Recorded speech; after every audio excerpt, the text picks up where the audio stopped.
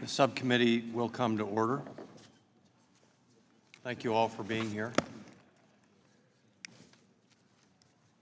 Today's hearing focuses on the experiences of U.S. companies that are participating in the product exclusion process in the hopes of obtaining relief from the tariffs that the administration has imposed on steel and aluminum. As Congress provides oversight related to the administration's initiatives to confront China's unfair trade practices, we must strike the right balance between being tough, but also being effective and minimizing harm to American businesses and workers. China's predatory trading tactics are clear, and we applaud the President for taking action to end these abusive policies. However, these challenges warranted a targeted response that minimizes collateral damage to our economy. There are now serious problems as a result of the administration's decision to implement broad tariffs on steel and aluminum imports. I believe that these tariffs are hitting the wrong target. When it comes to market distorting excess capacity to produce steel and aluminum, our allies like Canada, Mexico, and the European Union are not the problem, China is. Exempting our closest trading partners from these steel and aluminum tariffs would take some pressure off of American businesses, but in the meantime, we must help our manufacturers by making the product exclusion process more efficient. As it stands, it is broken and it must be fixed. In particular, many American manufacturers need to import certain specialized products from other countries that are not readily available in the United States so they can manufacture goods and create jobs here in America. It is clear to me, readily available in this context should include availability in the specifications, quality, and timing a U.S. company requires. Otherwise, we are penalizing American businesses for making their products here at home rather than importing finished goods that in most cases would not face steel or aluminum tariffs. This is why this hearing will focus on improving the exclusion process from Section 232 steel and aluminum tariffs. We must lift the significant burden that American manufacturers are facing, burdens that can lead to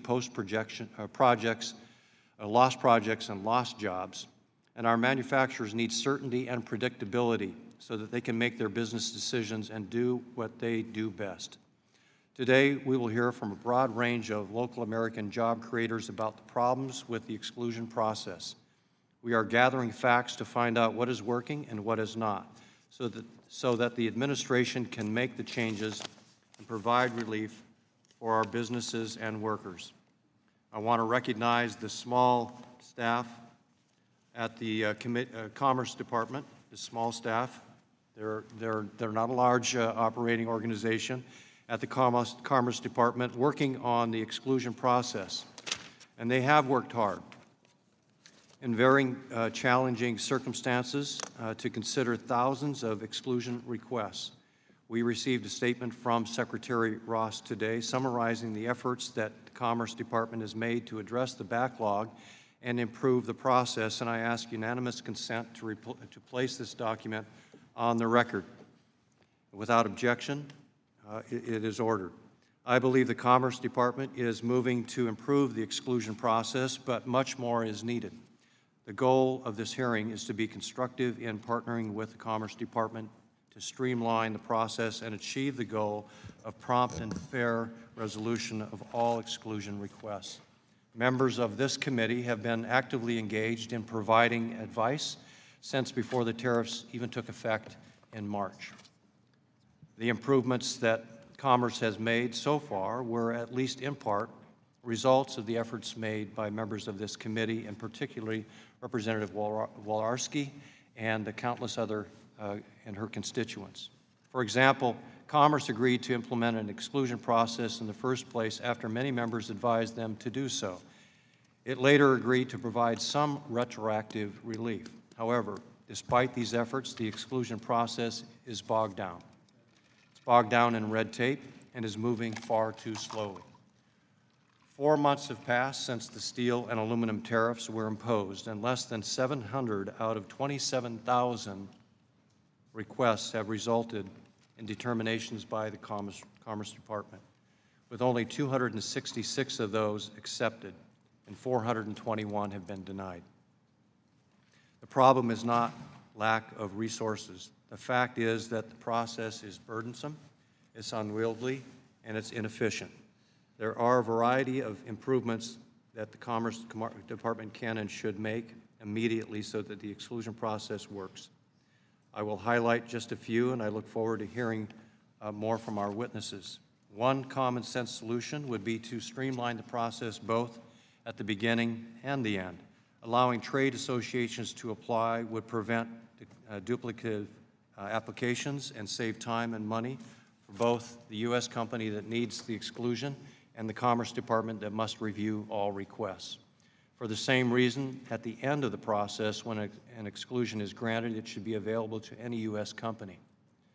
Both of these streamlining suggestions would particularly benefit small businesses and manufacturers that are at a disadvantage by having fewer resources to fill out the complicated forms and hire outside lawyers. We don't want a situation in which larger companies with more resources can use the product exclusion process to gain an advantage over smaller firms.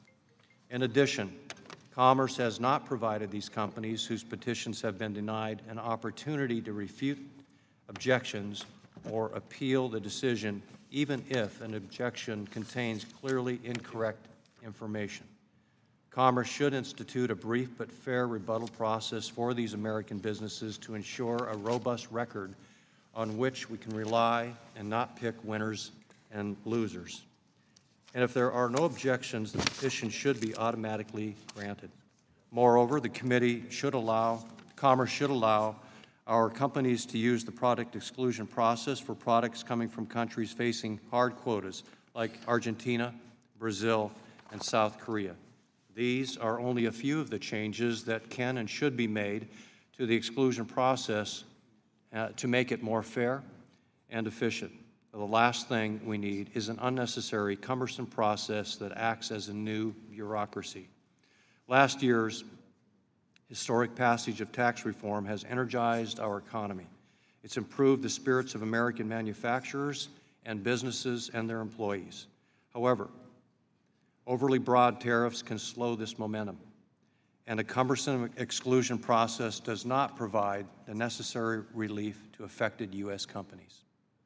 It creates uncertainty in the economy, postponing investment and hindering job growth. Thank you for your time, and thank you for your patience in listening, and I'll now yield to Mr. Pasquarello for his opening statement. Thanks, Mr. Chair. I want to associate myself with much of what you just said. I want to welcome our witnesses, great witnesses again today. I'm eager to hear their perspective on Section 232. While last week and today's subcommittee hearings are welcome, they're not enough. I'm deeply disappointed that, again, we don't hear from the administration today. But at the same time, my Republican friends got an invitation for tomorrow to sit with the gentleman who is the guru, White House Director of Trade and Manufacturing Policy. I never met the guy. Maybe you have. They have a meeting on the Hill tomorrow for a private meeting. It's a private meeting to discuss U.S.-China trade policy issues. I want you to know, Mr. Chairman, that every time anybody in the 21 and a half years I've been here has treated either anybody in the executive branch, regardless of which party it was, or the legislature as irrelevant, I'm at my best. So I look forward to this. And I'm sure Mr. Navarro and I shouldn't be in the same room together. But nonetheless, this is not going unnoticed. Want to play those games? We're not going to play games. We're going to play reality. I supported the administration taking action against Chinese overcapacity in steel and aluminum. And I'm pleased that more domestic steel is being produced here in the United States following the tariffs taking effect, as outlined in Mr. Hausman's testimony today. Mr. Hausman, you testified to that, at least in the written testimony. Previous attempts to counter China's rampant state-subsidized steel and aluminum production have been inadequate, and that is really the very center of most of the problems we have with any country we have on trade, and that is subsidize their trade. We don't. We're living in the United States of America, the freest country in the world. We're not living in Russia, and we're not living in China. Thank God. Too many workers and communities have lost their livelihood because of China's cheating. And it didn't start yesterday. But the success of these tariffs will only be as good as the exclusion process, as the chairman pointed out, to mitigate unintended consequences or impacts downstream. We have all heard from local constituents, businesses, other stakeholders regarding concerns with Section 232 product exclusion process. One company I've heard from is Micro, based in Somerset, New Jersey. While they source 93% of their raw materials from the United States, they import a specialized steel product from South Korea that goes into some devices, medical devices. Because Commerce has decided not to allow exclusion requests for countries with quotas, get this, such as South Korea, Micro is now in a situation where it will be prohibited from importing this product from South Korea, even if Micro is willing to pay the tariff. Does that make any sense to you? Oh. They've been unable to find a U.S. company that is willing to produce the product to specifications that they require. We should be hearing from Secretary Ross regarding what he's going to do about the situation and situations like this. I mean, you're not unique. But my majority counterparts aren't willing to have that conversation. Not in public, anyway. God bless you. I also want you to know that the administration's long-term strategy is bewildering. Will the administration pursue a multilateral solution to these issues that will address the underlying problem? How do we ensure that we're not trapped in an endless cycle of emergency tariffs followed by erosion of our steel and aluminum production? How do we know that? What is the status of discussions with our allies, such as Canada, Mexico, and the EU, that are facing similar problems in their own steel and aluminum sectors driven by Chinese overcapacity? No administration is here to answer. And in conclusion, let me say this, Mr. Chairman. If it wasn't bizarre enough to have a meeting with only one side, today the administration, correct me if I'm wrong, made the announcement that they're going to provide $12 billion to the farmers of this country who might be getting hurt. Well, we know it's not might. They are getting hurt. Tell me that that makes sense. Gentleman's time has expired. Thank you, Mr. Chairman. Thank you, Mr. Ranking Member. Well, again, welcome. You can see we're all on the same page. Maybe not. Today we're joined by 5 witnesses, and thank you all for being here today and taking time to answer questions for us so we can get a better picture of what's happening out there in the real world. First, we have Mr. Sempser from Micro. He's the president of Micro, a manufacturer of precision medical devices. Second, Mr. Chang, executive vice president, CEO, and director of Plains All-American, a Houston-based pipeline company. Third, Mr. Huther, is that correct? The president, CEO, and chairman of Independent Can Company, a manufacturer of metal packaging solutions for a broad range of products, including popcorn and lighter fluid. And fourth, Mr. Adams, president of Sanitube LLC and vice president of Stainless Imports, Inc., which are related companies that provide sanitary-grade stainless steel tubes, valves, and fittings to food, beverage, dairy, and other industries. And fifth, Mr. Hausman, Legislative Representative of the United States Steelworkers.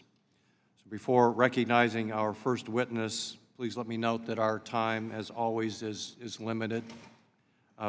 Please limit your testimony to 5 minutes, and members should keep their questioning to 5 minutes. And Mr. Semcer, your written statement will be made a part of the record, and you are recognized for 5 minutes. Good afternoon, Chairman Reichert, Ranking Member Pascrell, and members of the subcommittee. I am Brian Semcer, President of Micro, a precision medical device contract manufacturer in Somerset, New Jersey. Micro is a third-generation family-run business. Today, we employ 460 people in New Jersey and Florida, and we continue to grow, developing new products for our customers and adding more high-paying advanced manufacturing jobs. I am proud of our incredibly talented team, and I'm proud to say 93% of all of our raw materials are sourced right here in the U.S. While I greatly appreciate the opportunity to appear today to tell our story, I wish my appearance was not necessary. I'm here because our company needs a fix, and we need it fast. Most of our business is in the medical device market. Our customers include some of the largest medical device companies in the United States. Our devices are used in minimally invasive surgical procedures, such as cauterizing major vessels during heart surgery, or inserting a titanium marker where a breast biopsy was taken for cancer screening. These devices reduce risk with smaller incisions and less aggressive surgery. All the medical devices that we manufacture have one common element: precision stainless steel tubing. Our products require 36 different high-grade stainless steel tubes. These tubes are components of life-saving medical devices, and that means any potential tube supplier would have to meet rigorous demands, starting with qualification audits from our customers to ensure they meet FDA standards. Finding a tube supplier that can meet these demands is not easy. In the past, we worked with a domestic company that faced quality and delivery issues, which is simply unacceptable. So at the request of our customers, we set out to find an alternative source. In 2008, after an intensive search for a new supplier, we formed an alliance with a precision tube manufacturer based in South Korea. And that arrangement has been very successful in terms of both quality and delivery. Having this reliable supply of precision tubing has allowed us to become one of the premier companies in our industry and to create quality manufacturing and engineering jobs in the U.S. But now we are dealing with quotas, limiting steel imports from South Korea to a maximum of 70% of the average tonnage imported between 2015 and 2017. Under the Korean quota, based on what we have received so far this year, we had 20 tons remaining according to KOSA, the Korean Iron and Steel Association, which allocates imports under the quota. Let me be blunt. For Micro, limiting our supply under this quota is catastrophic. Because we are a growing company, 70% is unacceptable. We need more than the 100% of our existing usage. And if that wasn't bad enough, in reality, things are actually worse. Let me explain how this is playing out with KOSA. We are expecting an additional 20 tons this year. Then in late June, KOSA told us we'd only get 12 tons. But 2 weeks ago, KOSA informed us we will get no more this year. None. Zero. So let it be understood, if nothing changes, we'll get no more shipments this year. And Micro will be unable to supply critical medical devices and device components to our customers. For a company like Micro, this quota is far worse than a tariff.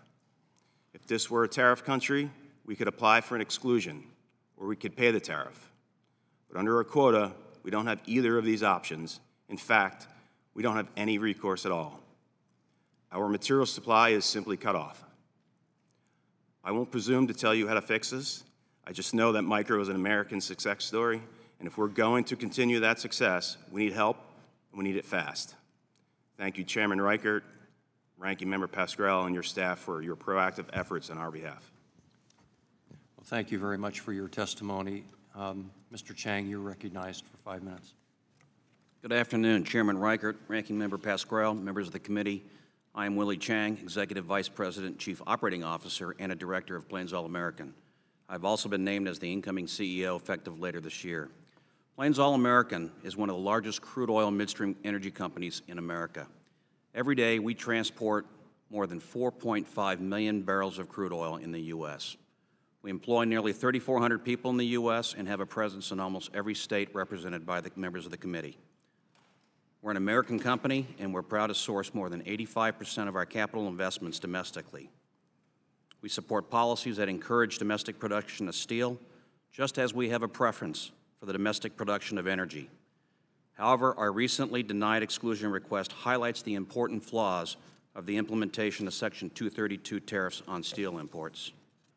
As a backdrop to my comments today, the U.S. has experienced unparalleled energy production growth over the last several years, primarily driven by the Permian Basin.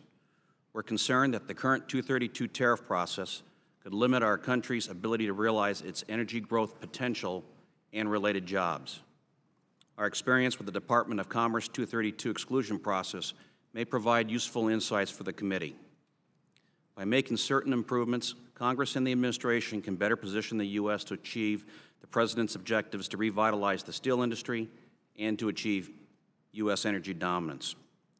Congress and the administration should consider the following changes to improve the 232 process. First, exempt international steel orders placed before imposition of the tariffs and quotas. This would rectify the de facto tax currently placed on pre-existing orders. It would also restore certainty around investment decisions and relieve some of the exclusion request backlog faced by the Department of Commerce. Second, exempt critical infrastructure project components from tariffs and quotas. The Department of Homeland Security has identified energy pipelines as critical infrastructure. Sufficient quantities of line pipe are required to build out our U.S. pipeline infrastructure. According to the American Petroleum Institute, line pipe currently amounts to roughly 5% of the total volume of steel imports. Congress and the administration should consider exempting line pipe from steel tariffs and quotas until the steel industry is able to build out the capability and the capacity to timely manufacture the line pipe required to meet America's energy growth. Third, recognize that technical decisions regarding product specifications must be made by individual companies, not the U.S. government. Every day at Plains, we're focused on safe, reliable, and responsible operations. We've developed stringent pipeline specifications to aid us in this effort. In our exclusion review process, the Commerce Department appeared to disregard our company's long-standing technical requirements in their analysis. This led to the erroneous conclusion that an equivalent domestic product was available and forced us to pay a tax for a product that is not available in the U.S. Fourth, ensure companies receive due process in the exclusion request procedures. Incorporate common elements of other government procedures, such as transparency, ability to formally discuss the case, to be informed about the reasons for denial, and to have the opportunity to appeal a decision. Fifth and finally, consolidate exclusion requests by project or purchase order instead of requiring individual filings for nearly identical products. For instance, one of our smaller pipeline projects required 6 exclusion requests for the same pipe. Consolidating these requests would help reduce the backlog of more than 20,000 requests and related filings. Implementing these changes would better balance the administration's objectives of steel revitalization and energy security and growth. This would avoid significant unintended consequences that will undermine important progress towards continued energy growth, national security, and the balance of trade. On a related matter, I would like to highlight the importance of avoiding absolute quotas on steel imports. Additional absolute quotas would risk stopping projects in their tracks, affecting U.S. jobs and continued energy growth. Limiting the amount of steel available for critical infrastructure projects like crude oil pipelines is unworkable. Receiving 80% of the required materials for pipeline is like receiving 80% of the materials for a bridge. It's 0% effective. Absolute quotas create uncertainty, cause delays, or even cancellations for critical infrastructure projects and must be avoided. Mr. Chairman, committee members, thank you for the opportunity to testify and look forward to the questions. Thank you. Mr. Huther, you're recognized. Thank you, Chairman Reichert and Ranking Member Pascrell and members of the Trade Subcommittee for inviting me today. I'm Rick Huther, President and CEO of Independent Can Company, headquartered in Belcamp, Maryland. We are a family business founded in 1929. We have 5 manufacturing plants, 2 in Maryland, 2 in Ohio, 1 in Iowa, and 415 employees. We're a specialty can maker. Our primary competitor is China. Our buying criteria is quality steel tin plate, on-time delivery, and globally competitive steel. With these 3 components, we can compete with anyone in the world. There are only 3 specialty can makers still in the United States. The mills do not have the capacity to service our needs, and today only deliver 18% of the steel ordered on time. The mills have raised their prices to equal the imported steel with the 25% tariff. Steel is 100% recyclable without losing its attributes. Alternative packaging does end up in landfills. Steel will not. CMI, our national trade association, representing members employing 20,000 workers in 36 states, produce beverage, food, aerosol, and general line cans made with steel, tin plate, and aluminum. CMI opposes the administration's Section 232 tariff on imported steel and aluminum.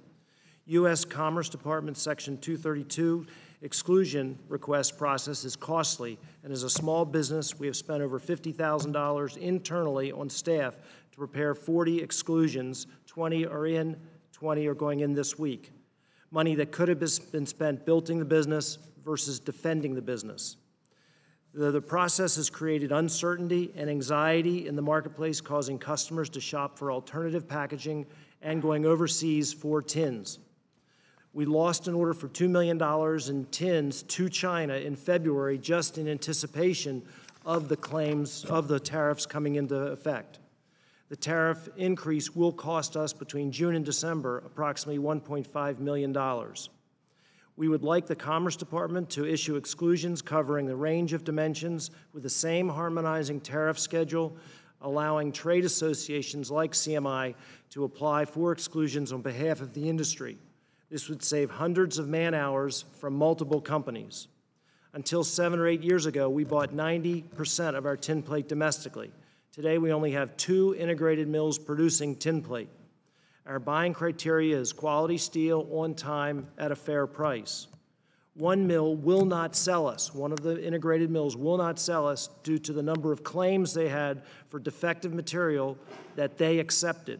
When tariffs were announced, we asked this mill for a quote. They told us they were sold out for the year and offered 0 capacity. Our primary mill we've done business with for decades, with contracts for tonnage. This year, they turned down additional volume due to no capacity. After much negotiation, they did accept additional orders. The quality has been acceptable. On-time delivery in 2017 was 12% based on their criteria. This year, they're 18% on time. Imported steel is 85% on time, and quality is outstanding. We would like to buy 100% domestic steel, as we have historically. Quality and failure to delivery has forced us to go offshore. Our product lines are very different than the traditional can companies. We make cans for chocolates, coffee, cookies, popcorn, snack food, and promotions, most of which are gifts that you all would get at Christmas time. Over the years, we've faced significant attacks from low-cost countries, especially China. The Chinese have made tremendous inroads into our markets. Independent Can has invested highly in automated assembly lines. Through automation, we have thrived and grown against the low-cost imports, adding employees in high-paid skilled jobs. Automation permits us to protect business and allows us to reshore tins previously made in China. The steel and aluminum tariffs put this all at risk. Independent Can invested nearly $30 million in a new plant in Ohio, creating 30 jobs, soon to be 60. We recently purchased a failing specialty can company, saving 55 jobs. Our concern in the exclusion process is we have 4 comments against our exclusion requests. I've got documentation showing that we went offshore after 3 years of having 50 to 60% rejection on this particular specification. The mills are saying they've got the capacity and the capability. I can prove that they have not delivered on that promise. So those that are looking at exclusions, please understand what they're looking at. Thank you very much for the opportunity to meet with this committee and look forward to answering questions. Thank you for your testimony. And just as a matter of note, if you may see members coming and going and moving about. There's activity on the floor across the street in the Capitol, and they're speaking on different bills. It's not that they're not interested, they're just running to do other business, so they'll be in and out. Mr. Adams, you're recognized. Thank you, Chairman Reichert, Ranking Member Pascrell, and members of the subcommittee for inviting me to testify today. My name is Todd Adams, and I am President of Sanitube LLC and Vice President of Stainless Imports, Inc. We are a family-owned manufacturer of stainless steel tube, valves, and fittings primarily utilized in the food and beverage processing industries with a focus on dairy. My business partner and father, Harvey Adams, is seated behind me. Though the vast majority of the stainless steel tubing we sell is produced at our Lakeland, Florida facility, we maintain the flexibility to source unique products unavailable in the domestic market from overseas mills with which we have had relationships dating back, in some instances, over 30 years. In November 2017, we were awarded one such contract for 9 40-foot shipping containers of stainless steel tubing with unique dimensions and specifications for a cheese factory in Ohio. The product was and is not available through domestic mills, ourselves included. The product had already been manufactured and was in transit to the United States when Section 232 steel tariffs were announced and implemented 15 days later. We had no choice but to pay the tariffs amounting to nearly $200,000 and then apply for an exemption and refund of the tariffs paid. Our exemption requests were initially rejected because we declined to disclose the Chinese source mill, information that we consider business confidential. Per the application's instructions, we requested that the Bureau of Industry and Security follow up with us directly for this business confidential information. BIS did follow up, but insisted that our source mill is not business confidential and must be disclosed to the public record. We were forced to resubmit our applications with the name of our source disclosed, and the applications finally posted on April 19th and May 29th, respectively. However, we have been told, for no particularly compelling reason, that refunds of Section 232 tariffs will not be retroactive to the application date, but only to the posting date. Therefore, even if we eventually are granted an exemption, tariffs paid for 2 containers that arrived prior to posting will not be eligible for refunds. On June 20th, one of our exemption applications was denied, despite no domestic company objecting. We were told the reason for the denial was that we had indicated an incorrect HTS tariff code. Incidentally, the allegedly incorrect tariff code had been accepted by U.S. Customs for each of the 9 containers that were successfully imported into the United States. We have been advised to apply for a definitive determination of the correct HTS code from U.S. Customs. This process, which we have already commenced, takes at least 30 days. Then we can reapply for an exemption with the new code, a process that has proven to take an additional 3 to 5 months. Meanwhile, the funds we paid in Section 232 tariffs continue to be held to the detriment of our business. Just last week, I did have a constructive conversation with Mr. Matthew Borman, Deputy Assistant Secretary of Commerce for Export Administration. Mr. Borman agreed with several of the inefficiencies I pointed out today and assured me BIS is working diligently to correct them. However, the fact remains that I and countless other companies have been severely impacted by poorly thought out rules and processes. I remain confident that the exemption process can be vastly improved with better collaboration between BIS, U.S. Customs, and members of the steel and aluminum industries. Thank you again. Thank you for your testimony, Mr. Hausman. Chairman Reichert, Ranking Member Pascrell, members of the subcommittee, I thank you for the opportunity to testify today. My name is Roy Hausman, and I'm here on behalf of the United Steelworkers Union, which is the largest industrial union in North America, representing workers not just in steel and aluminum, but in many other industries too. United Steelworkers sees firsthand that the steel and aluminum 232s are providing essential relief from global overcapacity, ensuring that domestic industry will be able to supply the necessary materials for our national security and critical infrastructure needs. The domestic, privately owned industry in the world's largest free market can remain competitive if we guide a course against an onslaught of what is all too often government-planned and financed, non-market-driven expansion of steel and aluminum production. The steel and aluminum tariffs are working as intended. According to the American Iron and Steel Institute, 1.4 million more tons of domestic steel have been produced so far this year than the year prior. In aluminum, our members and other workers are on track to aid in a domestic aluminum production increase of 60% by the end of the year. While the increase in domestic operating capacity cannot be attributed to just the tariffs, they are having the intended effect. More personally, it is good to hear from local union leaders like James Sanderson at Steelworkers Local 7898 in Georgetown, South Carolina. After a 3-year idle, their wire rod facility has restarted, putting 125 workers back to work and producing up to 750,000 tons of steel per year. As orders rise, the company says another 195 people will be hired at the mill.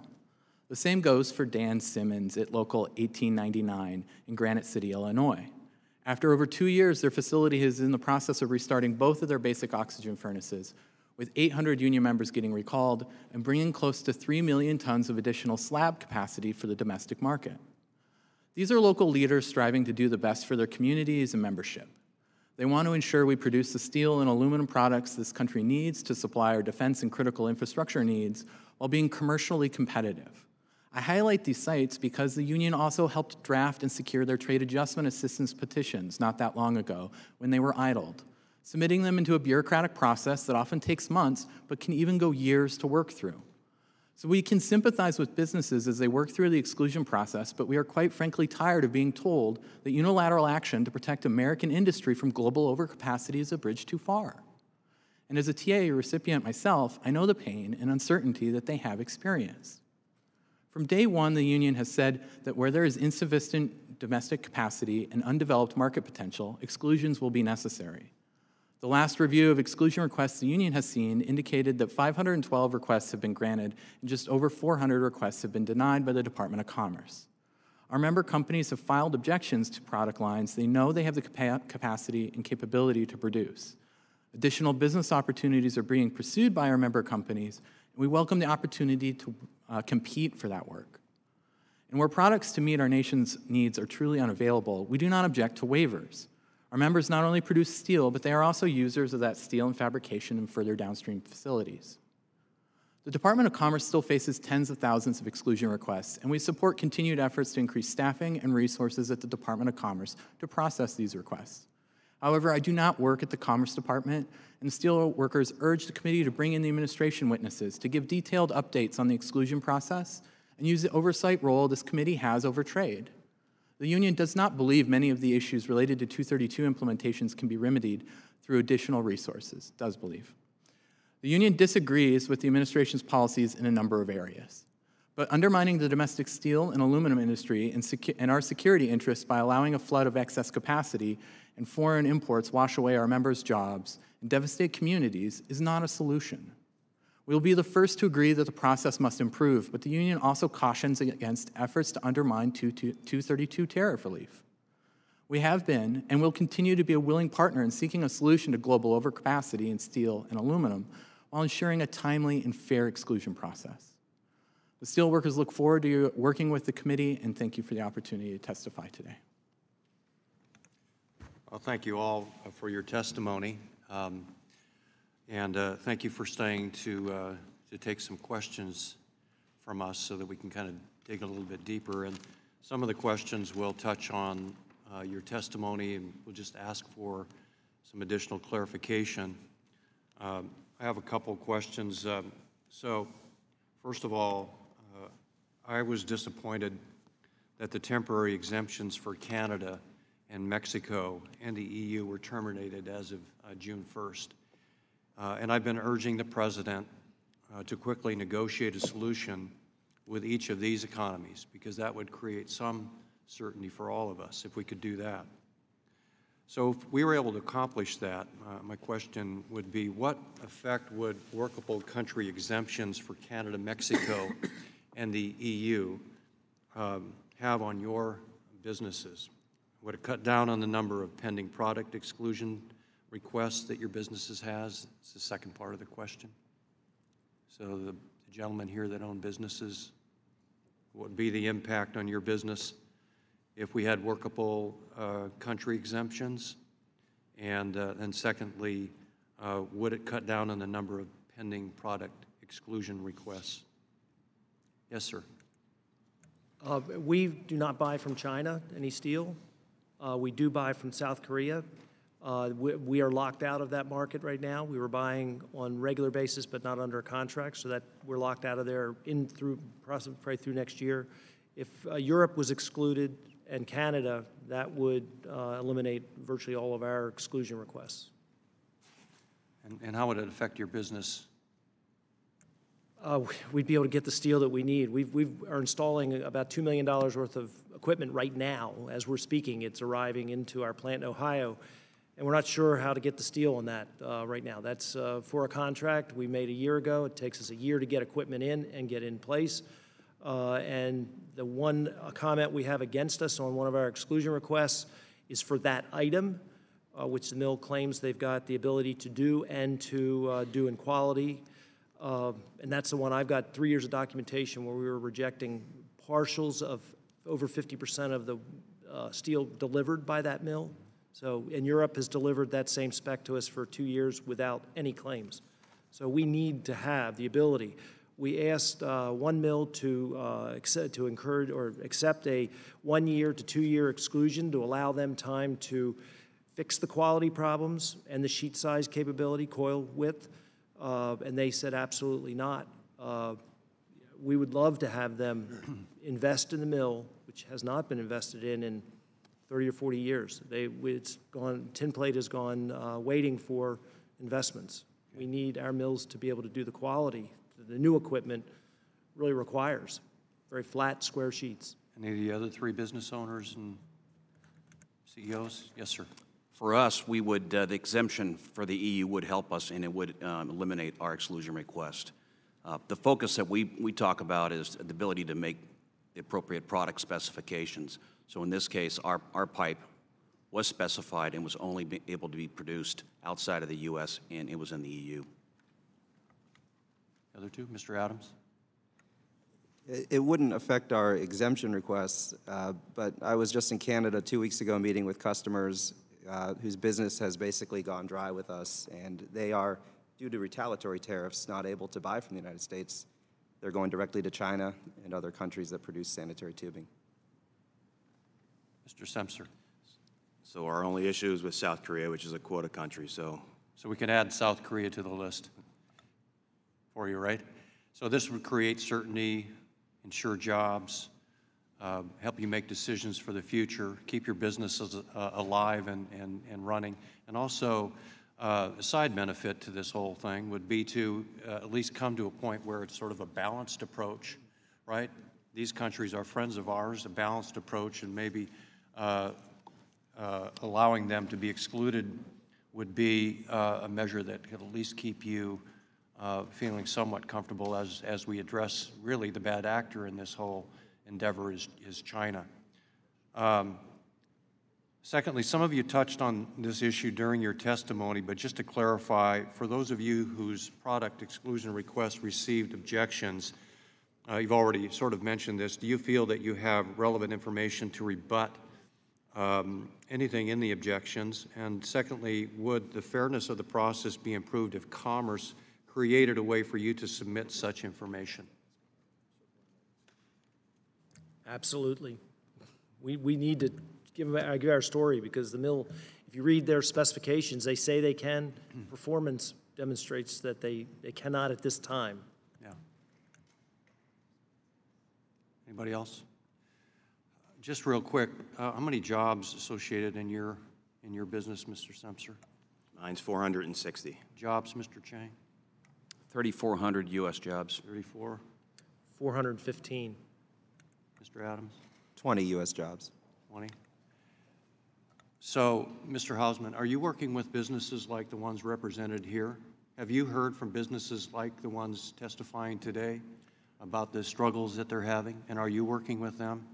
Where we have had reports from industry, and our Vice President of Bargaining has worked to try and work with suppliers to try. Well, I would have guessed that a lot of the businesses represented across the country that have stories similar to these four that the gentlemen have shared, most of those would be union members, and their jobs are in jeopardy. Yeah, So I mean, we recognize the possibility that there's been your union downstream members who impacts, are your family members' jobs are in jeopardy. and we are working to do everything we can to either help support the product exclusion process or get product to the member company. Would you not agree that what we need to do here is a balanced approach to this and not? As my testimony outlined, yeah, I believe that a balanced approach, of course, is necessary. And do you believe that that's what we're taking right now? I Balanced think approach? that there are important pieces, such as the fact that Do you believe it's a balanced approach? Putting you the on the exclusion spot, and I process want a needs yes to or be no improved. Absolutely. Pardon me? I said the exclusion process needs to be improved. Okay, I'll let you out on that one. Not quite what I was looking for. Mr. Pasquarello, recognized. Very good, Mr. Chairman. Mr. Semser, your testimony highlights one of the potential consequences of imposing hard quotas on countries, not always any product exclusions. So without additional imports, of the steel tube that you need, what happens to your manufacturing line in the near term? So certainly we are running out of time. Typically, we hold 4 weeks of inventory at our company, and typically our customers hold approximately 4 weeks of inventory. And I said in my testimony, essentially our last shipment of tubing from South Korea is on the water, and that takes 4 weeks. So if you can add up those weeks, that's 4 plus 4 plus 4. We got a 2 to 3 month problem. And to be honest, soon as we start having problems of that tubing needing to go to our manufacturing process is really when the problem starts, because we have a lead time through all of our manufacturing processes. And what happens to the hospitals, for instance, who use these devices? So I don't want to answer for our customers, because those are customers of our customers. But we make millions of devices a year, and many of them we are sole sourced on, meaning they can't go to supplier B and get the same device from. They make it just from Micro. Can you describe how the FDA requirements affect your ability to change sources of the steel tube you need? So anytime we make changes in a manufacturing process, it takes a very long time. Most of the changes have to be qualified through our customers, and sometimes through the FDA. Obviously, anytime you make a process change, you want to make sure your inputs are not affecting your outputs of your medical device. So essentially, it's a very rigorous process. It can take sometimes 6 months up to 2 years for that change to occur. Your testimony, Roy Hausman, Mr. Hausman, highlights some of the unfair trade practices in the steel sector that have taken place in China, Vietnam, India, Turkey, Russia, and Brazil, among others. How have steel workers in the United States been impacted by the often government-supported steel production in these countries? Thank you. For our members, we saw in 2015 over 15,000 steel workers laid off in various product lines in mills. Steel workers have done over 100 trade cases and been participants of in steel industry and aluminum. Our membership really wants to compete and provide the necessary products for domestic production, but global overcapacity is significantly impacting our ability to compete. And if you look at prices between 2008 and now, there was a significant drop in prices between now, and overcapacity has definitely impacted those prices. And then other factors, such as the European Union has primary aluminum tariffs that have prevented domestic U.S. mills from competing in the European products. Those product imports are anywhere between 3 and 7.5% for primary aluminum. So in Europe, we can't even compete for that domestic market. And then you have a situation where about 1.7 million tons of Gulf state and Russian metal is now getting moved over into Europe. So it's depressing prices there, and they're looking to increase safeguards in steel and other So we're holding up the chain here, whether we're talking about tubes or whether we're talking about cherries not being able to be shipped across because of what's going on in terms of this tariff war. So when the chairman, and I'm not speaking for the chairman, when the chairman says we need a balanced approach, that's exactly what he's talking about. Fairness, so that all boats rise, and that we're not simply directing our efforts at one particular industry at the expense, perhaps, of the consumer in our own country. And we need to watch it. We've already been warned, as you know, of the shadow of inflation. And we need to be very careful about that because it could bring down much of this growing economy that we all talk about. Thank you, Mr. Chairman. Thank you, Mr. Pascrell, and Mr. Reichert had to step out, so I'll recognize myself for 5 minutes. I want to jump a little bit, Mr. Semser, on what Mr. Pascrell was just asking you about. Look, I mean, the American technology industry, MedTech, is an industry leader on a global level and has also had a consistent trade surplus. I mean, clearly this is an industry where the United States is winning by any metric right now. And you've identified issues not necessarily in response to tariffs, but quotas that haven't gotten as much attention, for instance. And on the tariff side, you've got almost $3 billion of medical devices that were first included in the initial Section 301 tariff list that was put out by USTR. And even though there were a majority of those devices that were removed from the final list, because some of us had raised some concerns on that, regrettably, we still have some that are still on the list right now. And these are tariffs and quotas that are clearly not only jeopardizing our ability to improve the lives of patients, but our ability to grow our economy and then compete on a global level. Now, you mentioned in your testimony that Micro relies on these precision stainless steel tubing components from South Korea, right, to manufacture medical devices for in less invasive surgical procedures. You also mentioned that without some kind of change, you may have to scale back your production in the near future in a matter of months. In your opinion, if the quota issue isn't addressed, if the tariff issue isn't addressed, and they remain in place, what impact is it not only going to have on your company, but what is the impact on a broader scale on the medical device industry from a supply perspective, hospitals down to patients? So for our company, it's, to be blunt, it's catastrophic for us. I don't want to talk about all the what could happen, because I'll be in Washington, D.C. until this gets fixed. It's my new home. But certainly from a future standpoint, we spent a lot of money on capital, a lot of engineering time with our customers developing new products. Probably once a week, I have R&D engineers coming to my office telling me that they can't get new tubing for the new devices that they're working on for our customers, which are life-saving devices. We have 2 devices that are being launched in the 4th quarter. As of right now, we have no tubing for.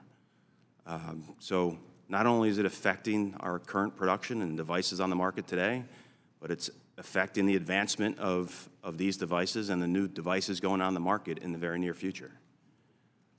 Thank you. Mr. Chang, let me get a question into you. These are tariffs on steel and aluminum that have had a significant impact on infrastructure projects, especially in the oil and gas industry, as you had mentioned, that had already been underway with orders for steel and aluminum inputs placed before the imposition of tariffs. Now, I'm worried that these tariffs are going to help halt investment in these projects, and ultimately that's going to cost jobs. Would grandfathering in existing contracts, like the orders that your company has placed to complete your pipeline, prevent this sort of job loss? Is that something that would still be workable this far down the line from the imposition of tariffs, if we could have that process in place? Well, clearly, grandfathering is what we ask for. You know, that we're trying to preserve the sanctity of the deal economics when we sanction the project. So absolutely on that. Our project is going forward. We're just essentially having a tax of roughly $40 million on the project. The bigger concern for us is the forward motion on tariffs/quotas. Those impact decision-making process for all projects. And the critical nature of this is the trajectory of our energy improvements in production growth is jeopardized by some of these key projects. One of the projects we have is a key project for takeaway pipelines out of the Permian Basin.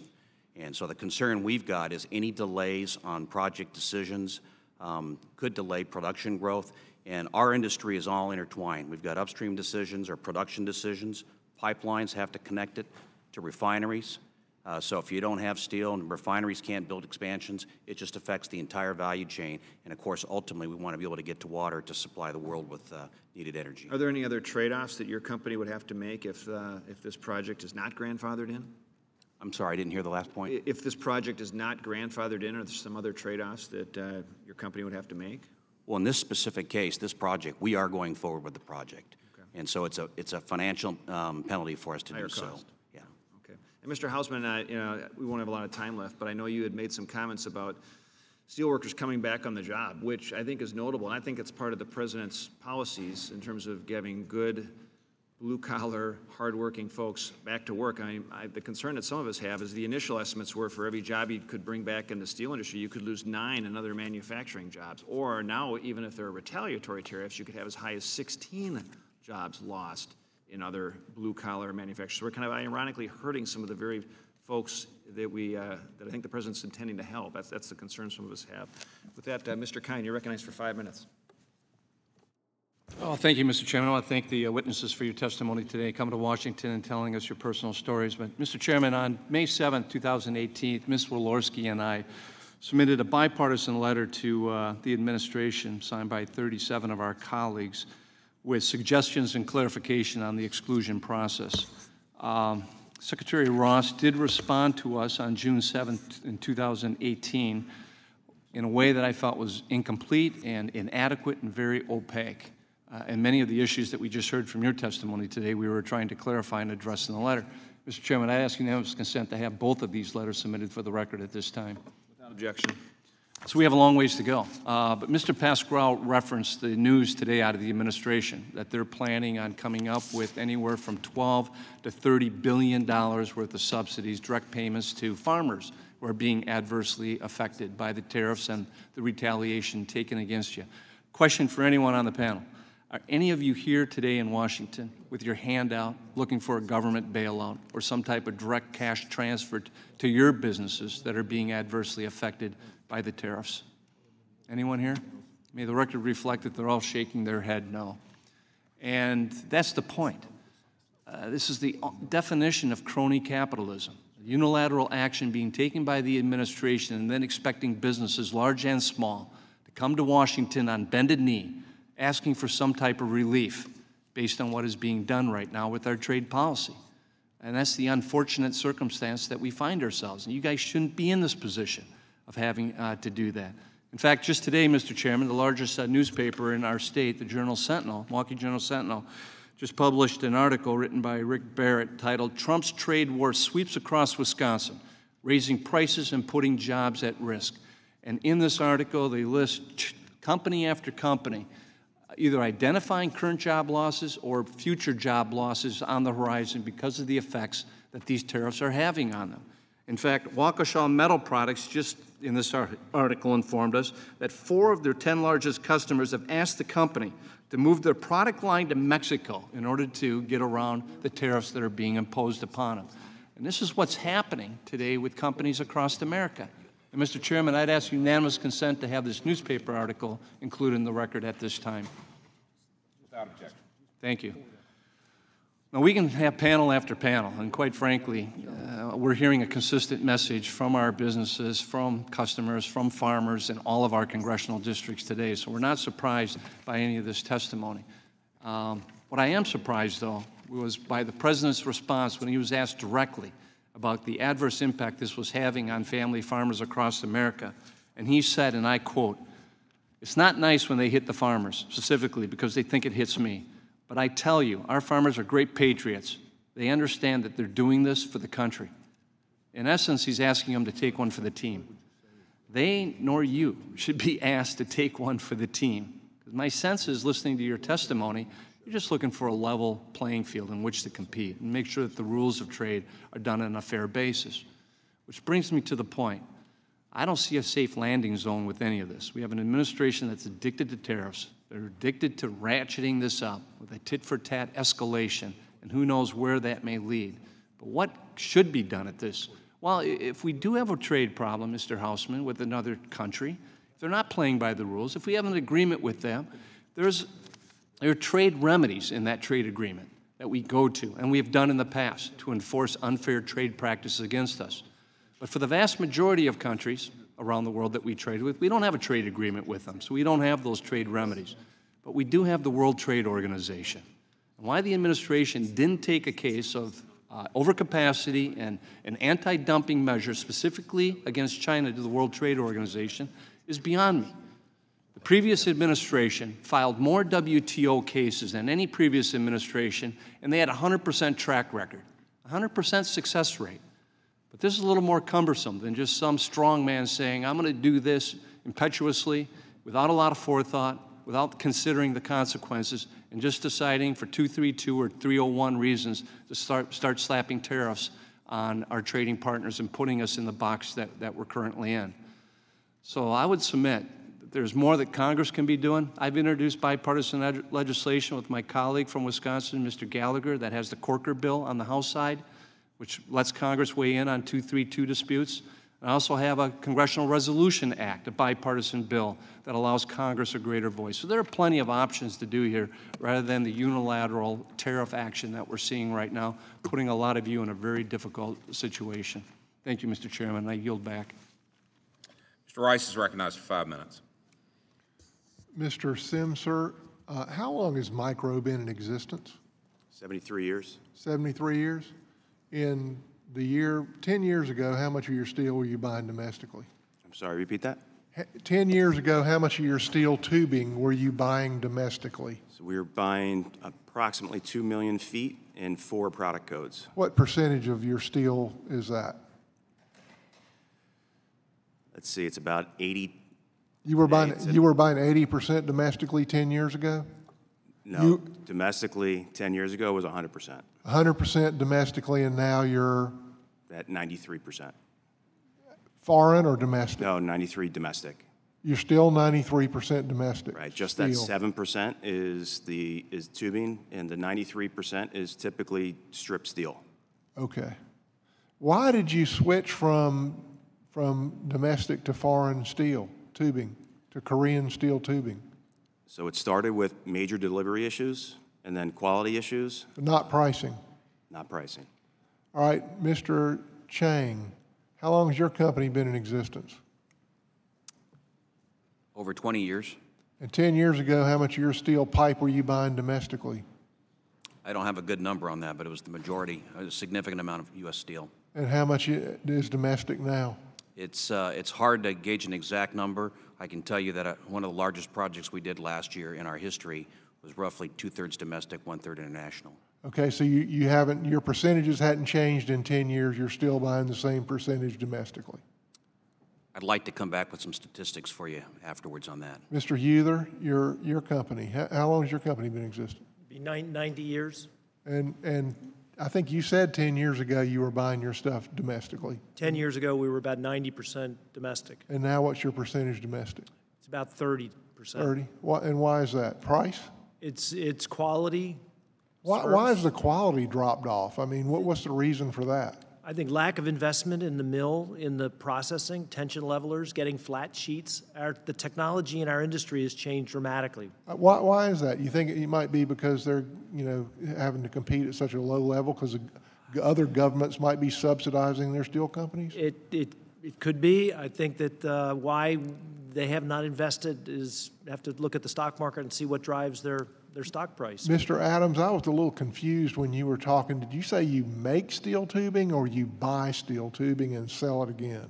We do produce stainless steel tubing in Florida. Okay.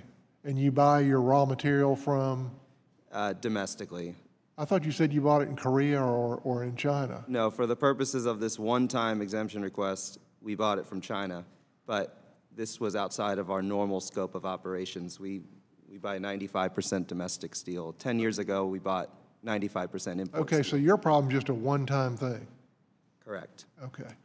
Mr. Hausman, you said that 1.4 million tons more steel is being produced this year than last year. What percentage of that is, what is the percentage does that represent of total U.S. steel production? U.S. steel production total is around 105 million tons. So it's about a 1.5% increase? Yeah, but if you go off of operating percentage from the year before, you're looking at a 3% increase because the industry's been operating at low capacity levels for a number of years now and has been unable to invest, quite frankly, because of these low operating percentages. You know, who here thinks that we've been treated fairly by China and even other countries in terms of steel production, who here doesn't believe that China's dumped on us and artificially lowered prices? I mean, we all recognize there's a problem, right? And had all things been equal, maybe you guys would still be buying 100% of your steel domestically. And so there's a problem here that we've got to solve.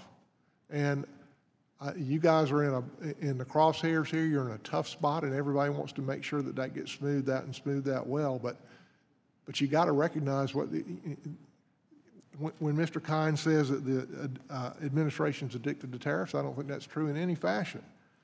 And that there are other trade remedies. Well, we've been using these trade remedies, and yet, despite the fact that the administration had 100%, the last administration had 100% record, you guys are still buying less domestic steel because our domestic steel companies can't compete with unfair competition from abroad.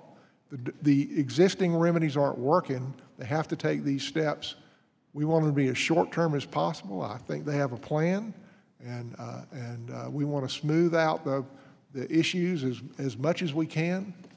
But in the end, we got to face this, and we got to make it fair for American producers. Thank you. I yield back. Mr. Doggett's recognized for 5 minutes.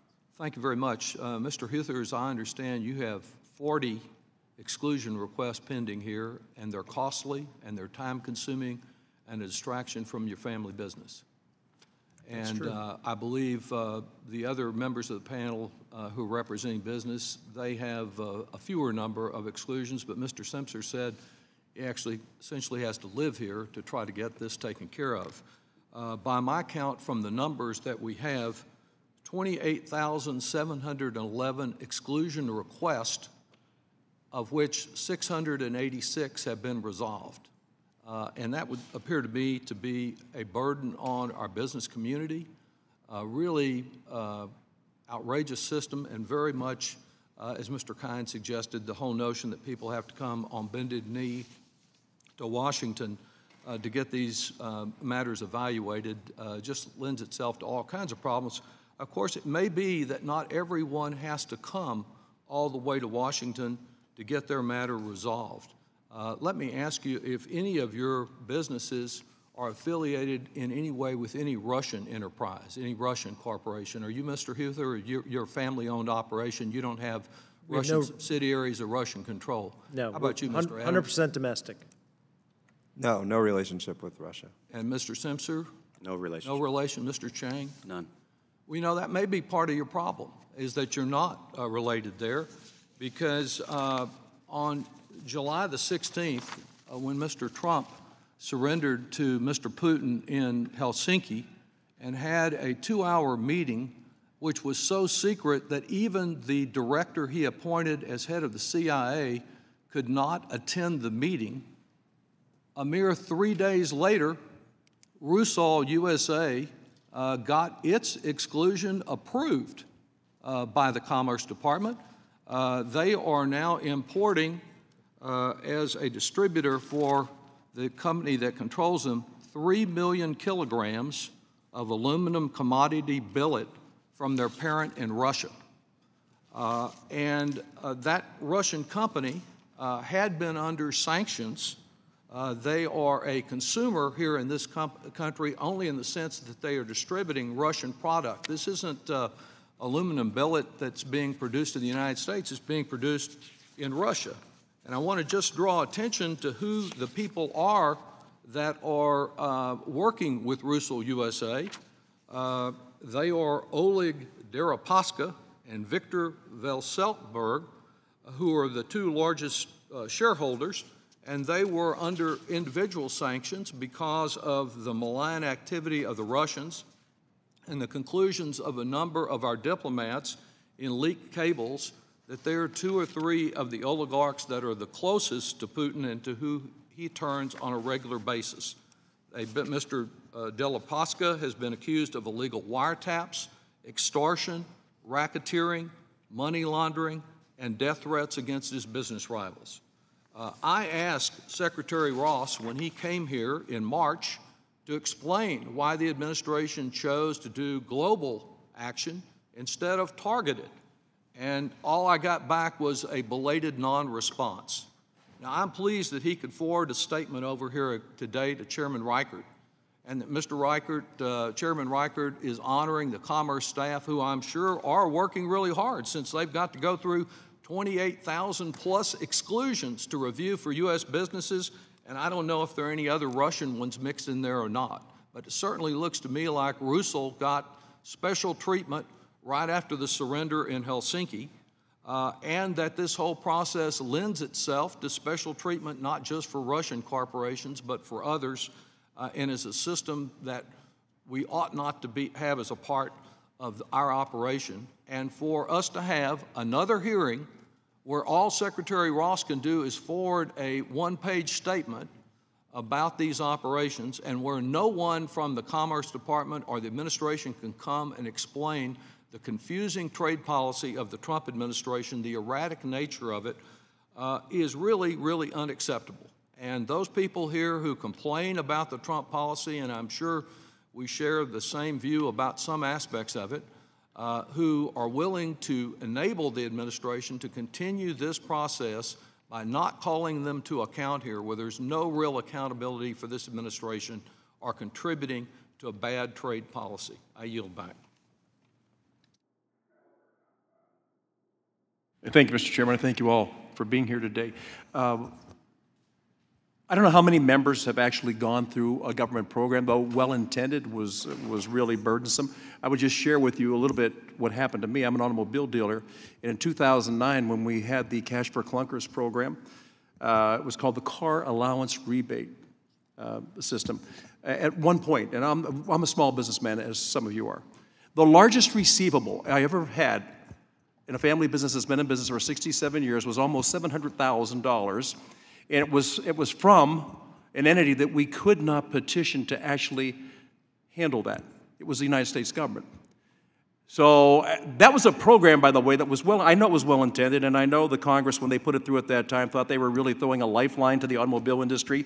But what they did was they really were able to close out several small businesses because they didn't have the capacity to handle that type of a receivable. So I'm looking at you now, and I'm understanding the size and scope of the exclusions and the request for the exclusion. And my concern was, again, going back to what I went through, trying to get an answer from the people who were supposedly handling each of these cases. So where you are right now, I don't know that you have the ability to have high-priced lawyers on your team or be able to engage in a high-powered legal team that could take care of things for you. So the process of navigating this, and again, I can only tell you because of what I went through and went through it on a daily basis, trying to get reimbursed for things that we had already extended to the buyer. What are you doing to get your process in? Are you hiring extra help? Are you getting more people in? And I think the real problem isn't with you. The problem is there's not enough people to process, right? There's just not enough people. And I got to tell you, I come from a town, by the way, when it comes about steel, represent AK Steel, the last producer of our electrical steel in the United States. We do have a major problem. But in this case, I think that what you're being burdened with is something that we really need to be aware of and be concerned with. Government programs that are well-intended but understaffed, and you don't have the ability to match up. So any of you can weigh in on what you're going through right now, and we can start, Mr. Senator, whatever you want to say. Whoever wants to start, please go ahead and share what it is that you're going through. It should be understood that for my company, we don't have an exclusion process. The quota countries don't have a process for that. So although there other companies are going through a long process for that, we don't have one, and we are running out of time. All right.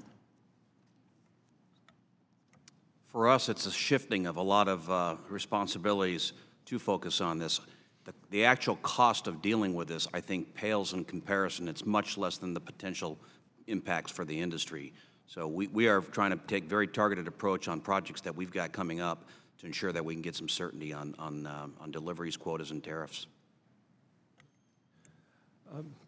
Our challenge is just, to a great extent, is knowing who's looking at the exclusions and understanding when there's a comment against what the heck it means. Because a mill can make a specification, but can they deliver it to a customer that functions in their equipment? One spec is not the same for every mill exactly the way it's written. Metallurgy and flatness of sheet. And qualifying our products, in many cases, are FDA specified as other people on the panel, and that takes I would have said 6 to 18 months. I believe it could be 2 years. We supply some of the pharmaceutical companies with parts. Our supply chain is defined by them. Yeah. They've qualified mills. So having a cliff, having a tariff come in at a specific date without our ability to function around that, or we just take a penalty from day one. And then the uncertainty of whether this is a long-term or a tactical approach from the administration, our customers don't know what to do. They don't know whether to go to another package, to stay in steel, to buy it overseas. The doubt is as painful as anything, and our customers are really wondering what they do in the future. A lot of the products are for small businesses, gift giving. It's a challenge for them to absorb an increase, which we're putting through because we can't absorb the $1.5 million that'll hit us between now and just the end of the holiday season. I can tell you, going through what I was told when I was trying to get this money, he said, well, it's only $700,000. What are you worried about? I said, well, you know, that's easy to say only if it's not your money. When it's your money, that's the difference between life and death. So, Mr. Adams, I know we're running out of time, but. Yeah, no, we don't have any help. We don't have a high-priced legal team. We're $200,000 in the hole, and that's a lot of money for me. I know it's not for some people. We're a small That's company. a lot of money for anybody. Yeah, and it's very difficult to get a hold of anyone at BIS, at the Commerce Department. They don't answer phone calls, don't answer emails. When they want to get a hold of me, I'll get a call at 6:30 at night, and you know, if I'm there to answer it, I'll answer their question. But it's a one-way stream of information. I can't ask them any questions. I know I'm out of time, but listen, I want to thank you all. I know you're going through a great deal of pain. We have an obligation to make sure, I don't care who's sitting in the White House, we have an obligation to take care of the people we represent. So thank you all for taking time out of your life to come here and tell your story. This is critical, and we can't sit and watch it happen. Thank you. Mr. Evans, recognized for 5 minutes. Thank you, and very much welcome. I think it's useful for us to take a look at why we are where we are. And I think everybody needs to honestly look at where they were when issues arose. When China PNTR was brought up before this committee, I was on the trade subcommittee, I think maybe ranking. Some of us kind of stuck our neck out. We put into China PNTR an anti-surge provision relating to China. 4 times it was recommended that action be taken, and 4 times under the Bush administration, there was a refusal to take action against a surge from China. One of them, as I remember, was a steel product. I think all of us need to ask where we were. Currency, China began to manipulate its currency dramatically. And I think everybody, including those in this Congress who were there then, need to ask themselves, where were they? China was manipulating its currency, and it was one reason why China's steel production that 10, 12 years ago was the same as the U.S. began to rise to the point it's 10 times.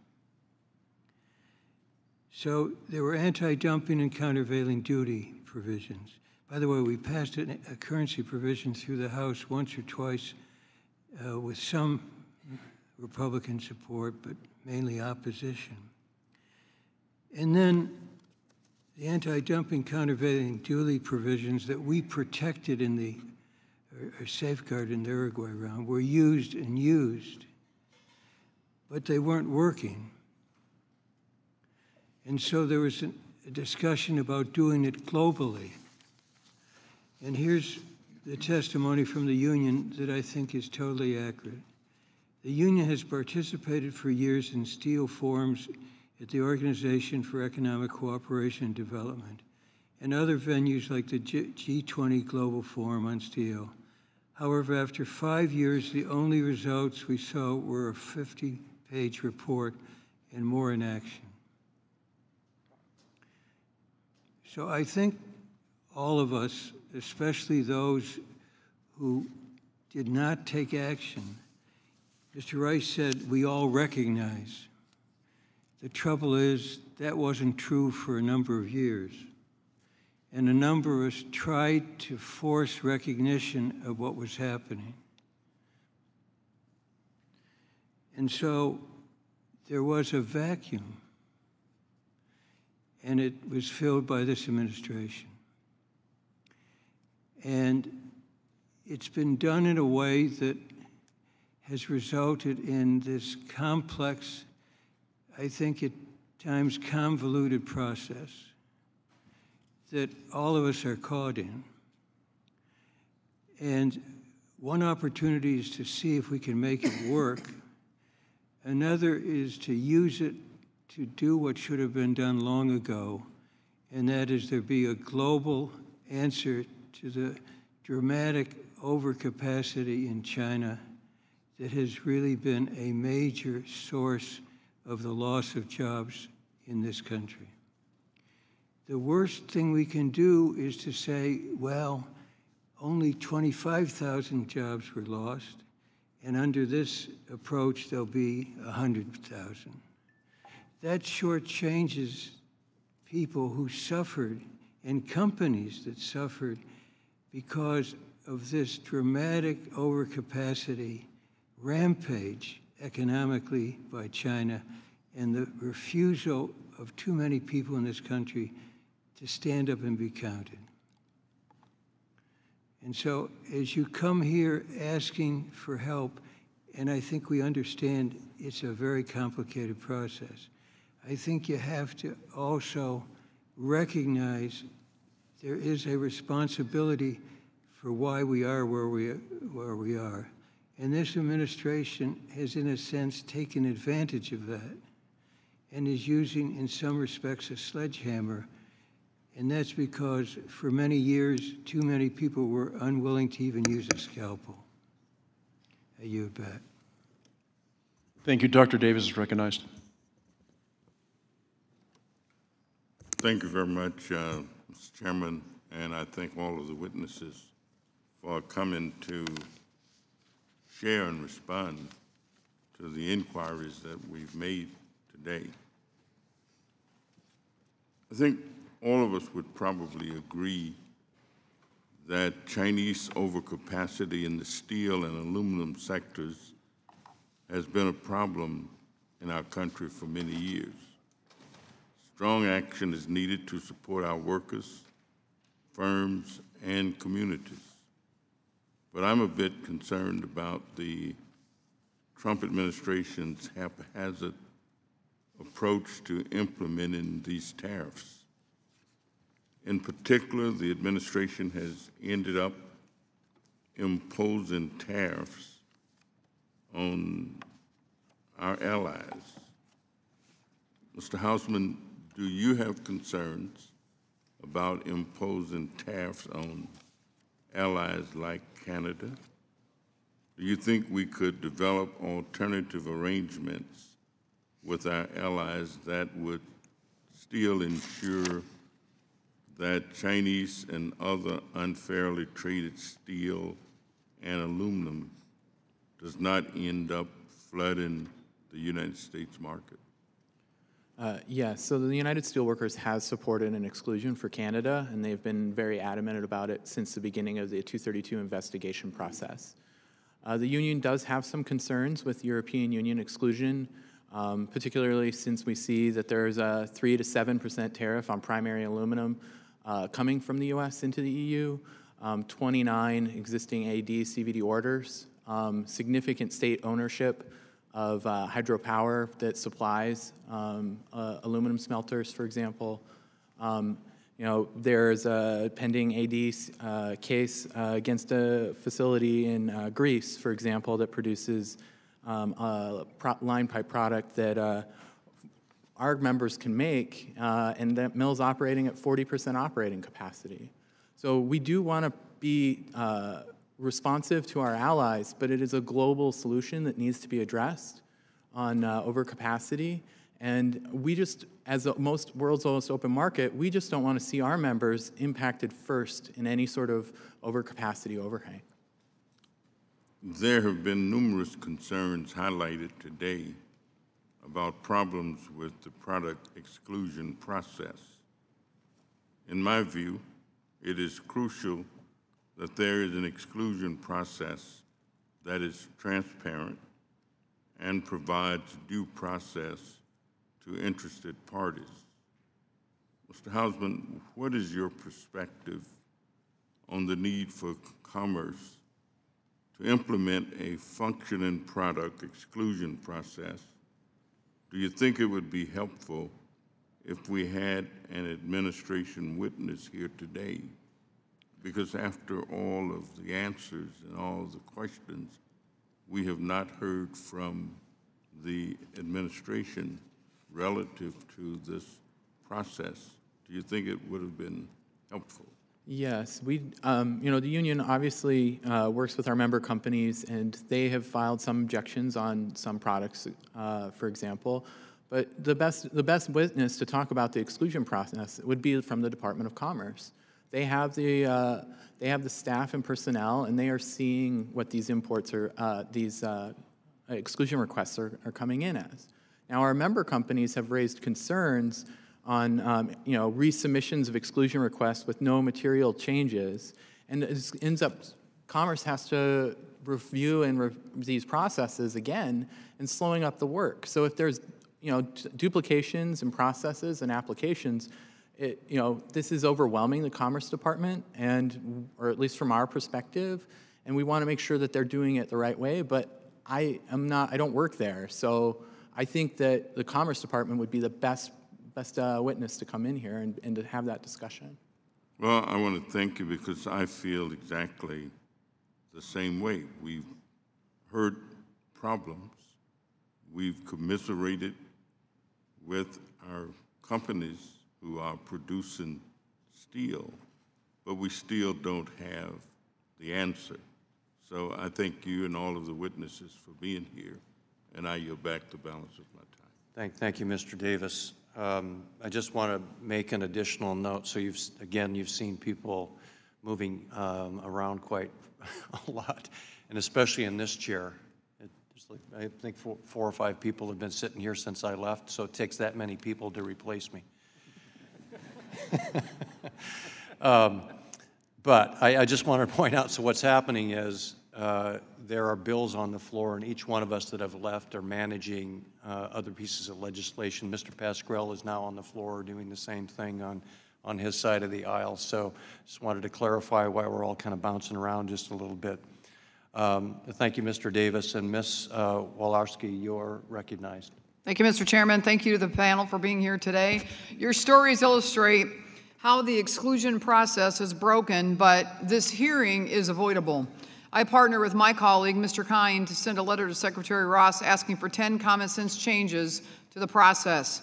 37 other members signed on our letter. Secretary Ross shrugged off our suggestions. It's especially ironic since USTR's exclusions process for Section 301 tariffs implemented some of the exact same things we asked Chairman Ross to do, such as more generous retroactive relief and allowing trade associations to file. My district in northern Indiana makes 85% of the RVs you see on the road and is home to major boat and trailer manufacturers as well. I've been watching this process closely because a working exclusions process matters for manufacturers in my district and their supply chains.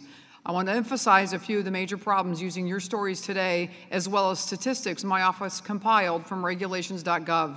Mr. Adams, your story shows the importance of getting posted on regulations.gov because it determines retroactive relief. But these days, most requests end up sitting for 3 to 4 weeks before being posted, and a few sat for as many as 12 weeks. Yet, even after sitting for weeks, some are forced to resubmit and restart the clock. It could be over a minor clerical error, even though they posted others with the same error. In other cases, Commerce was unclear on what ranges of dimensions it allowed. Eventually, so many got kicked back because of it, everyone just split applications into individual dimensions, which exploded the workload. 69% of steel and 83% of aluminum requests that made it through the 30-day comment period had no objections from domestic producers. However, Mr. Chang, you pointed out a fundamental unfairness facing requests with objections. Of the 5,700 steel and aluminum objections posted, only 54 of those were made public before the end of the comment period. This leaves requesters with no formal way to challenge claims made in the objections. This is basic due process. I'm worried that without any rebuttal process, Commerce is making multi-million-dollar decisions based on an incomplete picture. It becomes a very expensive he said, she said moment. As approvals and denials start to roll in, we see opaque and inconsistent decisions. This was foreshadowed by a Commerce official who told the Washington Post back in June, it's going to be so unbelievably random and some companies are going to get screwed. Commerce gives one of two reasons for denying a request. One, either there's a sufficient domestic quantity and quality available, or the application was incomplete. It never discloses the analysis that led them to conclude a sufficient domestic supply exists, and it never says what made the application incomplete. 7 requests have been denied on the basis of sufficient supply despite having 0 objections. This means the company said there wasn't sufficient domestic supply. Domestic industry didn't disagree, but Commerce said there is. How did they arrive at that conclusion? It's a black box. Many were forced to resubmit steel requests because they didn't include iron content in their application. Yet there are numerous examples of requests that were not just posted without iron content, they were approved too. There are also multiple instances of companies whose requests for the same tariff line only differed in dimensions. Yet one was approved, the other one was denied because Commerce said it was incomplete. Commerce doesn't explain why one was incomplete but the other wasn't, despite being nearly identical. It's annoying to see even uneven decisions for the same company. It's scary to think about uneven decisions happening across industries and what competitive advantage one company could be getting over a rival. The current exclusion process is opaque, unfair, and inconsistent. We're not asking Commerce to grant every request. We're saying there are major structural issues causing uneven outcomes. We're saying that the deck seems to be stacked toward one side right now and it needs to be rebalanced. I feel for the BIS analysts who are doing the best they can to implement a bad process. They are in an impossible situation. Secretary Ross complains about funding, but with all these issues, it would be the height of irresponsibility by this Congress to give them more money without making changes. I'm urging Secretary Ross to bring true transparency, fairness, and consistency to the process by issuing a final rule that fixes these as soon as possible. A question really quickly just to cue you in. Secretary Ross has said that companies filing exclusions and importing steel and aluminum are quote-unquote gaming the system. I doubt that any of you sitting here are gaming the system. I'm guessing all of you here are expecting a fair shot. That's what we want. That's what we're working for, and we're fighting for you. Thank you, Mr. Chairman. I yield back. Thank you. Mr. Smith, you're recognized. Thank you, Mr. Chairman, and thank you to our panel certainly for being here and sharing your insight and expertise. We know that this is tariffs and trade in general is such an important topic. I think some of the discussion that we've had across America about trade has been healthy recently. Now, I believe that tariffs are negative, end up hurting producers and consumers. That is a huge concern that I have. I appreciate the President's objective. I appreciate what his intentions are, and I would also say that it stands to reason that the sooner we can get this resolved, the better. I hear multiple concerns from Nebraskans about the impact on tariffs. We have a large sector of center pivot manufacturing, those big sprinklers that are shipped around the world, use a lot of steel. And Ranky, for example, they tell me that their input costs for steel have gone up already, and it actually hurts their competitiveness. So we see that more and more. I mentioned last week in terms of more agriculture products themselves, the dry bean industry. Kelly Bean tells me that in Scottsbluff, they tell me that they have seen reduced orders from Europe, actually. Also preferred popcorn. In Chapman, Nebraska, they tell me that they've lost orders in Asia and in Europe. And so we see the exclusion process, and as has been mentioned, it's not working very effectively. So we need it to work more effectively and also acknowledge these realities. I know, Mr. Semser, you pointed out that the concerns with the quota system that perhaps could leave you without product to buy, perhaps at any price. That is a concern expressed to me by some Nebraska producers as well, and that with Brazil, for example, choosing the quota rather than being subjected to the 232 tariffs, that conceivably could leave a good opportunity in Nebraska without product at all, at any price. I hope we can address that. And so, Mr. Semser, of course, I don't want you to repeat yourself what you've already said, but I'm just wondering if you could perhaps give us a best-case scenario moving forward. Best case scenario moving forward is all our politicians and our administration fixing our issue very quickly. I mean, that is the best case. If it could be today, that would be great. That's best case for us. Anyone else wishing to respond to that same question? I just wanted to make a comment. I think another critical factor we've got to keep in mind is we can't let government trade officials determine product specs. So we've talked a lot about tariffs, exclusions, quotas, but the real alarming thing for me is if we end up having a trade official overrule a company and say adequacy of a product spec. It's our pipelines, or specifically speaking for planes, it's our assets, we're responsible for them, we're held accountable for them, and we will operate them for decades and decades. So I think it's a key factor that we got to keep in mind. Thank you. Yeah, I agree very much here. We've asked our primary mill to give us steel 20 to 50,000 tons of specific specifications. They want to charge us extra to give us a trial order to requalify. We got to qualify. It takes 6 months to 2 years to qualify. And right now, we're spec'd at a German mill. If we can't compete with Germany, a high-cost country, we got a problem in this country. And it's probably technical. It's not people. It's technical. It's putting in the right equipment to run the right products. So, and this is a cliff. We're being tariffed. Our supply chain is 6 months. If we don't order now for December or January, we don't have it. So we're betting on the future. What is the future? We have no idea. It's really a tariff that is very, very painful. Mr. Semser. One of the ideas that we came up with through this whole process, which would be probably the next best scenario for us to support the government's initiative, is to source all the stainless steel strip from the U.S. and ship it to Korea for processing.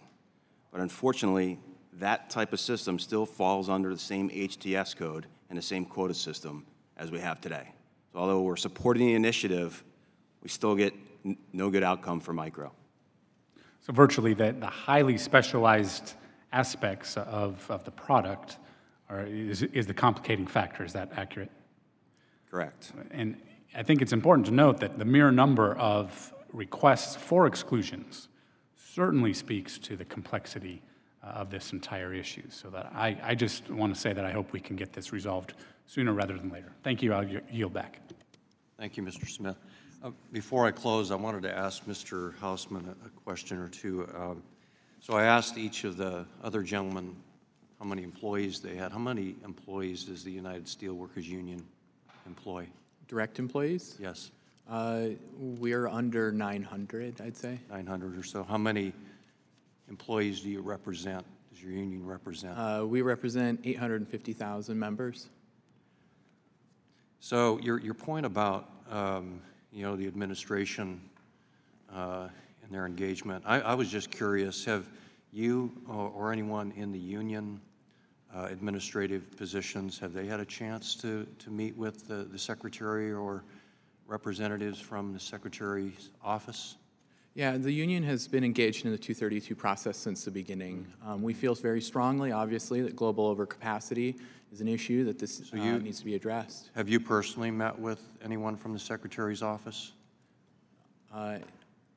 I would have to get back. I just can't recall off the top of my head if I've had a conversation. You know how many times members of your union would have had the opportunity to meet with the secretary or representatives from the Commerce Department? I'd have to get back to you on the number of times. Would you say it's less than 5, or? I mean, I think it's, we've definitely So you've had opportunities to interact with them and provide your opinion, and you know what they're thinking and the direction that they're headed. I mean, there were hearings and other items. Any of the businessmen at the table been able to have a conversation with anyone in the secretary's office other than filling out your application and getting denials? No? It sounds to me like there needs to be more outreach into the small business and the corporate world versus the union. I'd like to thank the witnesses for their testimony and for their responses to our questions. I know each of you has already put substantial time and resources into participating in the product exclusion process, and I thank you for taking even more time away from your business to come here today and share your stories. I think you've helped us immensely, helped us better understand the challenges that you're having in navigating through this system. So thank you all for being here. Please be advised that members will have 2 weeks to submit written questions to be answered later in writing. Those questions and your answers will be made part of the formal hearing record. Our record will remain open until August 7th, and I urge interested parties to submit statements to inform the committee's consideration of the issues discussed today. The subcommittee stands adjourned.